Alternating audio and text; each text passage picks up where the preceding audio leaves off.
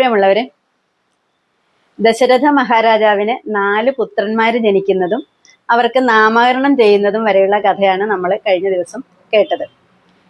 ഇവര് 4 കുമാരന്മാരും, അതായത് രാമൻ, ഭരതൻ, ലക്ഷ്മണൻ, ശത്രുഘ്നൻ, ഇവര് 4 പേരും നല്ല മിടുമിടുക്കന്മാരായിട്ട് സന്തോഷവാന്മാരായിട്ട് വളർന്നു വരികയാണ് കേട്ടോ. ഇവര് 4 പേരും തമ്മിൽ വളരെ സ്നേഹമാണ്. എന്നാലും ഇതിൽ 2 പേർ വീതം കുറച്ച് കൂടുതൽ സ്നേഹത്തിലാണ്. അതായത് രാമനും ലക്ഷ്മണനും, ഭരതനും ശത്രുഘ്നനും. ഈ രാമൻ എവിടെയുണ്ടോ അവിടെയൊക്കെ ലക്ഷ്മണനും ഉണ്ടാകും. അതുപോലെ ഭരതൻ എവിടെയുണ്ടോ അവിടെയൊക്കെ നിഴൽ പോലെ തന്നെ ശത്രുഘ്നനും ഉണ്ടാകും. അതിനൊരു കാരണം രാമായണത്തിൽ പറയുന്നുണ്ട്. അതായത് രാമൻ ഭഗവാൻ മഹാവിഷ്ണു ആണെന്ന് നമുക്കറിയാമല്ലേ. അപ്പോൾ ഈ മഹാവിഷ്ണു വൈകുണ്ഠത്തിൽ ശയിക്കുന്നത് അനന്തൻ എന്നു പേരുള്ള ഒരു വലിയ സർപ്പത്തിന്മേലാണ്. ഈ അനന്തൻ എന്നു പേരുള്ള സർപ്പമാണ് നമ്മുടെ ഭഗവാന്റെ ശയ്യ. അപ്പോൾ ഈ സർപ്പത്തിന്റെ ഒരു ശക്തിയാണ് ലക്ഷ്മണൻ എന്നും പറയുന്നു. അതാണ് ഇവര് തമ്മിലുള്ള, രാമനും ലക്ഷ്മണനും തമ്മിലുള്ള ചേർച്ചയ്ക്ക് കാരണം. അതുപോലെ ഭഗവാൻ വിഷ്ണുവിന്റെ 2 കരങ്ങളിലെ ആയുധങ്ങളാണ് ശംഖും ചക്രവും. ഈ ശംഖ് പാഞ്ചജന്യം എന്നാണ് ശംഖിന്റെ പേര്. അതുപോലെ ചക്രം സുദർശന ചക്രം. ഭഗവാന്റെ ഏറ്റവും വലിയ ശക്തികളാണിത് രണ്ടും. അപ്പൊ ഈ ശംഖും ചക്രവുമാണ് ഭരതനും ശത്രുഘ്നനും എന്നും പറയുന്നു.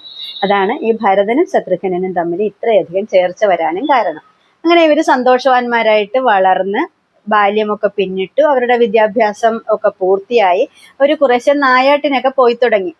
ദശരഥ മഹാരാജാവ് ക്ഷത്രിയനാണല്ലോ. അപ്പൊ ക്ഷത്രിയരുടെ ഒരു കുലവിനോദമാണ് നായാട്ട്. ആൺകുട്ടികൾ ഉണ്ടായാൽ അവരൊരുമാതിരി വളർന്നു വരുമ്പോൾ ഇതുപോലെ വിനോദത്തിനായി നായാട്ടിന് പോവുക പതിവാണ്. ഇവരും അങ്ങനെ പോയിക്കൊണ്ടിരിക്കുന്ന കാലം ഒരു ദിവസം ഇവരുടെ കൊട്ടാരത്തിലേക്ക് ഒരു മഹർഷി കടന്നു വരുന്നു.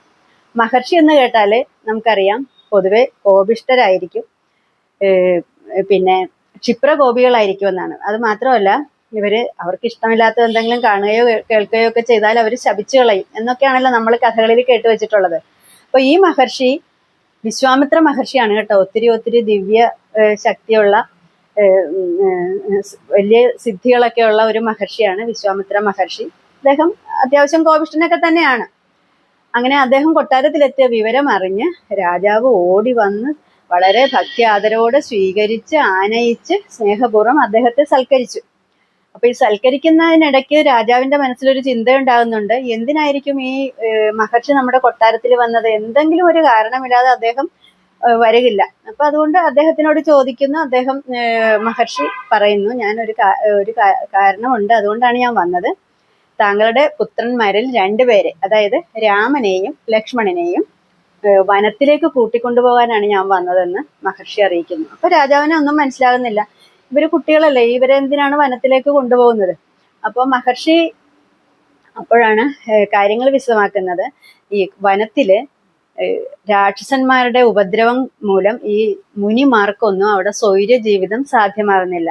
അതായത് അവര് പൂജാതി കർമ്മങ്ങള്, ഹോമങ്ങള്, തപസ്, ഇങ്ങനെ തികച്ചും ദൈവികമായ മാർഗത്തിൽ ജീവിക്കുന്നവരാണല്ലോ മുനിമാര്, മഹർഷിമാര്.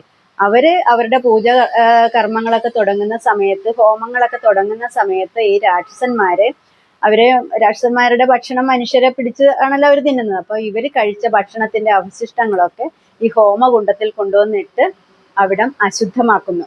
അതിൽ 2 രാക്ഷസന്മാരുടെ പേര് എടുത്തു പറയുന്നുണ്ട്, മാരീചൻ എന്നും സുബാഹു എന്നും. ഈ 2 രാക്ഷസന്മാരുടെ നേതൃത്വത്തിലാണ് ഈ ദുഷ്പ്രവൃത്തികൾ എല്ലാ ദിവസവും അരങ്ങേറുന്നത്. അപ്പോ ഇത് മാത്രമല്ല, ഇവര് ഭീകരന്മാരാണല്ലോ രാക്ഷസന്മാര്. ഇവര് ഭീകര ശബ്ദമുണ്ടാക്കി കാടിനെ പ്രകമ്പനം കൊള്ളിച്ച് ഈ മുനിമാരെ പേടിപ്പിക്കുകയും ചെയ്യും ദിവസവും. അപ്പൊ ഈ രാക്ഷസന്മാരെ നേരിടാനോ അവരെ നിഗ്രഹിക്കാനോ ഒന്നും മുനിമാർക്കാകില്ല. പക്ഷെ ദിവ്യ ജ്ഞാനമുള്ള, സിദ്ധിയുള്ള നമ്മുടെ വിശ്വാമിത്ര മഹർഷിക്കറിയാം അത് രാമനെ കൊണ്ടേ സാധിക്കുകയുള്ളൂ. അയോധ്യ രാജാവിന്റെ പുത്രനായി ജനിച്ചിരിക്കുന്ന രാമനെ കൊണ്ട് മാത്രമേ ഈ രാക്ഷസന്മാരെ നിഗ്രഹിക്കാൻ പറ്റുള്ളൂ എന്നുള്ളത് ഈ മഹർഷിക്കറിയാം. അതുകൊണ്ടാണ് മഹർഷി ഇവിടെ വന്നിരിക്കുന്നത്. അപ്പോൾ മഹർഷി രാജാവിനെ അറിയിക്കുകയാണ്, താങ്കളുടെ പുത്രന്മാരിൽ രാമനെയും ലക്ഷ്മണനെയും എൻ്റെ കൂടെ വനത്തിലേക്ക് പറഞ്ഞയക്കണം, ഈ രാക്ഷസന്മാരെ നിഗ്രഹിക്കാൻ വേണ്ടി എന്ന് പറയും. ഇത് കേൾക്കുമ്പോൾ രാജാവ് ശരിക്കും പേടിച്ചു. കാരണം കൊടുങ്കാട്ടിലോട്ട് ഈ ചെറിയ കുട്ടികളായ 2 പേര് ഇത്ര ഭീകരരായ രാക്ഷസന്മാരെ നേരിടാൻ ചെന്നാൽ കുട്ടികൾക്ക് അപകടം ഉണ്ടാകുമെന്ന് തന്നെ രാജാവ് നനച്ചു. എന്നാൽ മഹർഷിയെ അനുസരിക്കാതിരുന്നാലോ മഹർഷി കോപിക്കും. അപ്പൊ ഇതിന് രണ്ടിനും ഇടയ്ക്ക് ഇത് ശരിക്കും ധർമ്മസങ്കടത്തിലായി രാജാവ്.